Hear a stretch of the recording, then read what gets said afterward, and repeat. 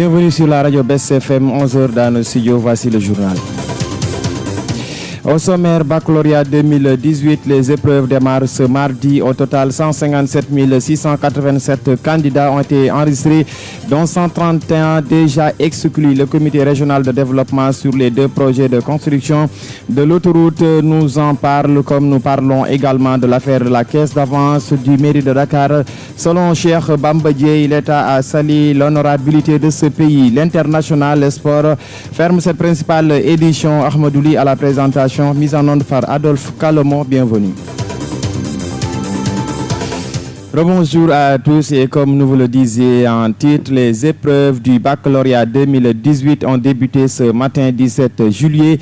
131 candidats ont été exclus. L'annonce a été faite par le tout nouveau directeur de l'office du bac, Socé Ndiaye. Au total, 157 687 candidats ont été enregistrés dont ils subiront les épreuves à travers 515 jurys répartis dans 455 centres.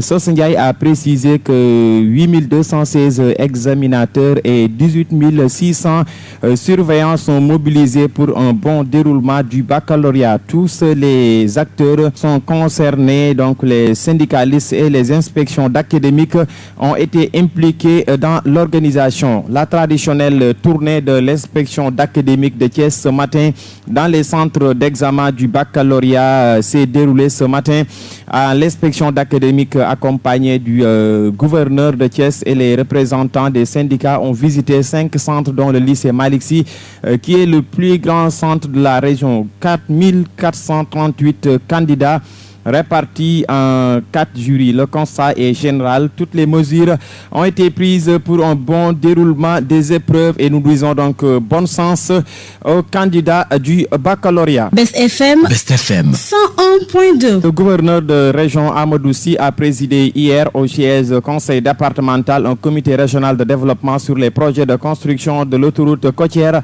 Dakar-Saint-Louis et celle de Mbour-Kaolack prévue dans le trimestre de l'année 2019.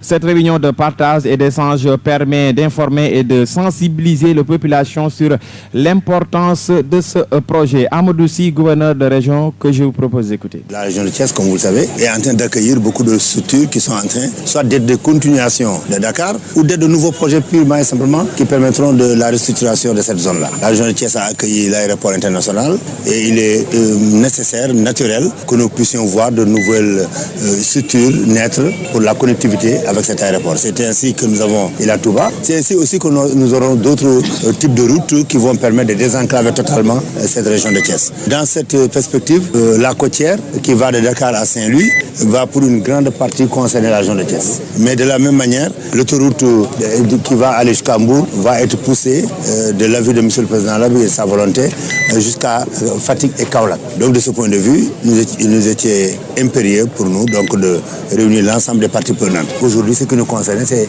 la côtière et l'autoroute Mbour Fatick-Kaolack. Globalement, je pense qu'il n'y a pas trop de problème parce que l'expérience qui a été vécue donc de AIBD à Mbour et de Ila Touba va beaucoup nous servir. Nous avons déjà des référentiels, nous avons des manuels de procédure, nous avons des fichiers qui nous permettent véritablement par analogie parfois de pouvoir traiter tous les cas. Maintenant, nous avons quand même répété ce que M. le Président Labi a dit la fois dernière à Dakar, c'est de faire en sorte d'anticiper. Pour éviter que les populations s'entendent, certaines personnes, véritablement de mauvaise foi, excusez-moi le terme, s'entendent que le tronçon va passer par ici, commencent à anticiper une occupation pour demander ensuite des impenses. Ce qui est un peu anormal et crée encore des problèmes. Donc globalement, je pense que pour les détails techniques, j'ai vu M. Khouloudou Ndiaye donc largement échanger avec vous. Donc moi, c'est à ce niveau que je voudrais insister pour vous dire que nous veillerons à ce que la côtière et à ce que l'autoroute Kaolack puisse véritablement être menée à bon port. Et voilà, c'était Amadou Sy, gouverneur de la région de Thiès. Abordant dans le même sens, le régional de l'Agéroute déclare que toutes les dispositions seront prises pour régler la question de la délibération des entreprises. Khouloudou Ndiaye, nous l'écoutons. Vous savez que Thiès est une région centrale. Dès la sortie de Dakar, capitale du Sénégal, vous êtes obligé de passer par Thiès pour pouvoir aller à l'intérieur du Sénégal, rejoindre les autres pôles, en tout cas du Sénégal. Les deux autoroutes, tout d'abord, je vais parler de Mbour-Kaolack, qui est une continuation en fait de l'autoroute qui part de Dakar, passant par l'aéroport de Diass, par Sindia qui rejoint Mour. Et cette autoroute qui sera continuée jusqu'à hauteur de la ville de Kaolack. L'importance de l'autoroute va permettre en tout cas d'améliorer le déplacement, de sécuriser également le déplacement, parce que qui parle d'autoroute parle de sécurité routière, et également de minimiser les temps de parcours. Donc c'est vrai, ça a un coût, mais ce coût sera entièrement en tout cas compensé par le confort qu'on aura, la rapidité et la sécurité dans le déplacement. Pour l'autre axe, la côtière qui part de Dakar, qui traverse également la région de Thiès, est un autre axe qui va nous lier le Sénégal en tout cas au pays nordique. En plus de la route nationale qui nous permet d'aller de Dakar jusqu'à Saint-Louis en passant par Thiès, Tivaouane, Mékhé, Louga, etc. L'usager aura la possibilité de prendre une autoroute, d'économiser du temps, de gagner en confort et en sécurité. Parce que l'avantage des autoroutes, c'est qu'il n'y a pas de véhicules qui se croisent. Et ça améliore beaucoup la sécurité routière. Avancer sur le coût sans pour autant régler le problème des impenses, le problème de la libération des emprises. On ne peut pas avancer aujourd'hui sur le coût. Le coût kilométrique, c'est facile. Hein? Le coût kilométrique, ça dépend de facteurs que nous maîtrisons. Le problème de la libération des emprises, avec le paiement des impenses, la déclaration d'utilité publique, le décret qui nous permet d'organiser tout cela. Après cela, on fait en tout cas une délimitation, un bornage de l'emprise qui est en général de 100 mètres de largeur qui concerne l'autoroute. Et la troisième phase sera le recensement de l'ensemble des impactés et évaluer ces surfaces impactées pour les payer avant de commencer les travaux. Nous avons beaucoup appris du passé et ce qui nous permet d'améliorer. Nous avons une cellule juridique chargée exclusivement de cela. Et toutes les autorités administratives aujourd'hui du Sénégal et les autorités aussi, les élus, c'est-à-dire les maires, les autres, ont tellement compris cet aspect et nous accompagnent dans cet élément-là. Et puis en politique, le député et leader de FSD-BJ était présent hier à la conférence de presse tenue par les membres de partis politiques et mouvements regroupés autour de l'initiative 2018. Cheikh Bamba Dièye a longuement décortiqué de la CEDEAO. Selon lui, cet arrêt prouve que rien n'a été fait dans les règles de l'art et que l'État du Sénégal a chuté sur cette affaire de la caisse d'avance du maire Khalifa Ababacar Sall. Cheikh Bamba Dièye, que je vous propose d'écouter. La décision de la Cour de justice de la CEDEAO nous apprend en réalité rien de nouveau. Mais cette décision a au moins le mérite de prouver aux sceptiques, de donner encore, s'il le fallait, des arguments aux autorités politiques et religieuses, aux membres de la société civile, même aux ambassades accréditées au Sénégal. À tout ce beau monde, cette décision prouve à suffisance qu'en réalité, dans le dossier, rien n'a été fait dans les règles de l'art. Le président de la République, y compris les magistrats, y compris tous ceux qui, de près ou de loin, ont pris part à cette association de malfaiteurs, de grâce, qu'ils nous laissent en paix et qu'ils laissent Khalifa Ababacar Sall libre. Et comme il est évident qu'il n'a pas eu droit à un procès équitable, s'ils veulent persister dans l'erreur, qu'ils aient au moins la décence de reconnaître leur erreur et de recommencer la procédure, parce qu'en ce moment-là, ils nous trouveront devant eux. Dans le Sénégal d'aujourd'hui, malheureusement, il y a encore beaucoup trop d'hypocrites, beaucoup trop de gens qui se conglomèrent autour des intentions et de la volonté de Macky Sall de construire son association de malfaiteurs et dont le dessein est clair, attenter aux libertés de toutes les personnes crédibles de ces pays pour que le jour de l'élection présidentielle puisse être seul et déroulé. Ils doivent se taire. Ils nous ont déjà fait trop de mal. Ils ont sali l'honorabilité de ce pays. Ils nous ont ridiculisés. Et trop, c'est trop. Best FM 101.2. En Italie, dans le cadre de ses tournées politiques, le juge démissionnaire Ibrahima Hamidou Dème n'est pas allé par 4 chemins pour tirer sur l'administration sénégalaise. Selon lui, c'est comme si on obligeait les hauts fonctionnaires à faire de la politique pour garder leur poste sous l'administration qui était neutre jadis et en train de passer complètement à côté de sa mission, a déclaré le juriste qui illustre ses propos par la sortie récente du directeur de l'information du ministère de l'Intérieur. Ce dernier, faut-il le rappeler, a animé une conférence de presse pour déclarer que l'inscription de Karim Wade n'était pas validée, assurant que ce n'est pas au directeur de l'information de faire de telles déclarations. Des accrochages entre militaires du 6e bataillon d'infanterie, des éléments supposés appartenir au mouvement des forces démocratiques de la Casamance ont eu lieu. Des essences de tir nourris se sont produits À Bissine vers Goudong, il y a 2 morts et 4 blessés du côté de l'armée. Des assaillants, quant à eux, ont enregistré 4 pertes de vue humaines et plusieurs blessés. Best FM 101.2. La cérémonie de remise de diplôme aux étudiants de l'URF des sciences de la santé a eu lieu à l'auditorium. Cette cérémonie solennelle s'est tenue sous la présidente de Murtalaka, directeur de l'URF Thiès, qui, selon lui, les diplômés des sciences de la santé pourront intégrer les équipes médicales et paramédicales des établissements publics de santé et structures de santé privées. Murtalaka, que je vous propose d'écouter. Nous venons d'assister à une cérémonie solennelle de fin de promo et de remise de main. Il s'agissait là des 2e et 3e promotions de l'UFR des sciences de la santé de l'Université de Thiès.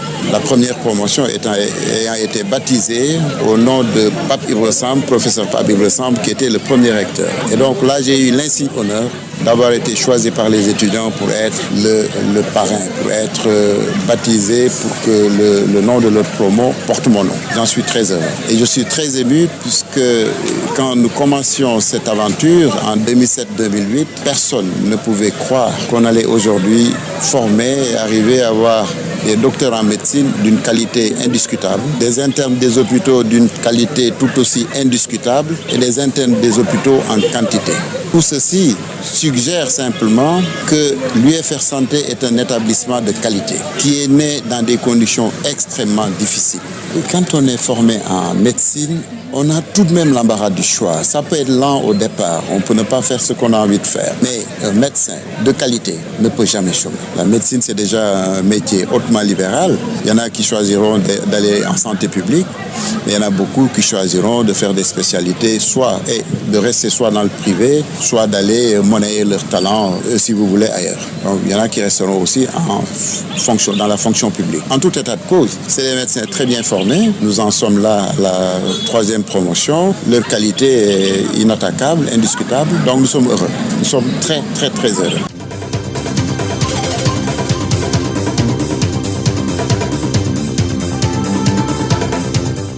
11h passées de 15 minutes, nous arrivons à la page internationale. Hors de chez nous, une vague d'indignation d'une rare intensité s'est manifestée aux États-Unis après le refus de Donald Trump de reconnaître l'ingérence russe dans la campagne américaine de 2016. C'est au cours d'une conférence de presse avec Vladimir Poutine à l'issue de leur tête-à-tête de 2 heures. L'ingérence de Moscou est pourtant confirmée par tous les services de renseignement américains. Le président russe nie avoir interféré dans les élections de 2016, mais tous les agents du renseignement américain concluent le contraire. La réouverture ce lundi 16 juillet de l'ambassade Érythrée à Addis Abeba, la capitale éthiopienne, est venue clôturer la visite officielle de 3 jours du président érythréen en Éthiopie, un signe de plus dans la normalisation des relations entre les deux pays après 2 décennies de conflit. Présidentielle 2020 en Côte d'Ivoire, Alassane Ouattara écarte un 3e mandat.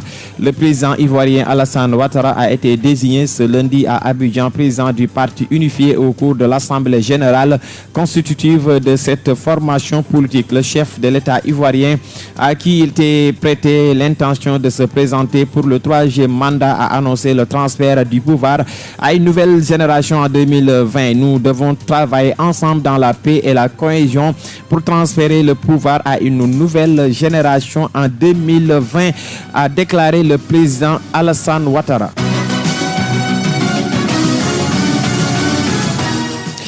La page sport, Luis Suarez Casillas tacle l'arbitrage de la finale mondiale 2018. L'arbitrage de la finale du mondial porté par la France a beaucoup fait parler. Casillas et Luis Suarez ont notamment pu la parole sur les réseaux sociaux.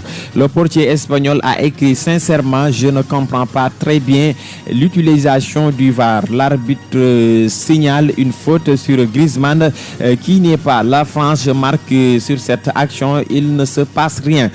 Quant à l'attaque, en citant le tweet de l'ancien du Real Madrid, tu as raison, et en plus de ça, Pogba participait à l'action en état hors jeu.